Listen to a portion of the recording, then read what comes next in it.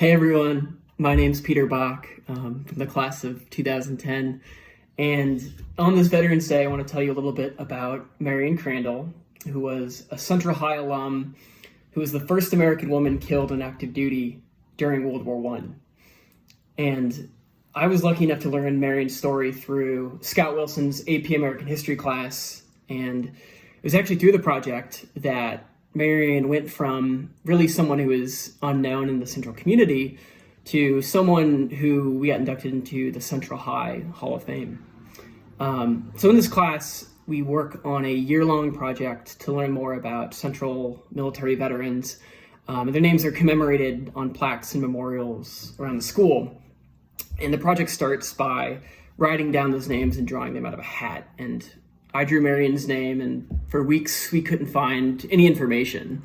This is the first year that the class researched World War I veterans, and all we could find is that she graduated in 1889. There were just very few records back then.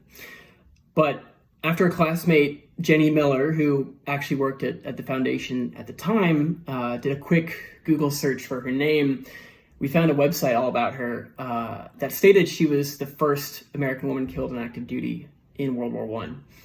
And so I went down this research rabbit hole, driving to Davenport, Iowa, where she later lived and worked, met with the historian who ran the website, and spent all this time researching at the local archive, and really was just blown away by her story. Because she graduated from Central in 1889 and then moved to Paris to study for several years before moving to Davenport to teach French at a local Catholic school.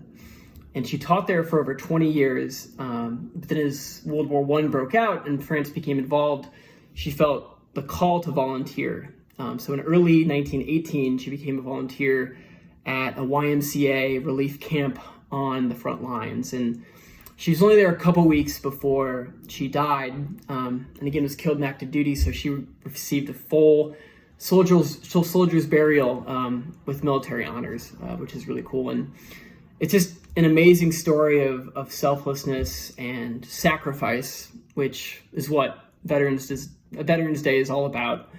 And I was so lucky to happen upon her story and go down this awesome research journey in the class. And it all wrapped up with Mr. Wilson and I nominating her for the Central High Hall of Fame and getting her inducted in 2011, which was super cool. So I'm just super grateful for the class and for my time at Central, all of which is supported by the Central High Foundation for both current students and alumni. So please consider donating today to support the great learning experiences like the one I had. Thanks.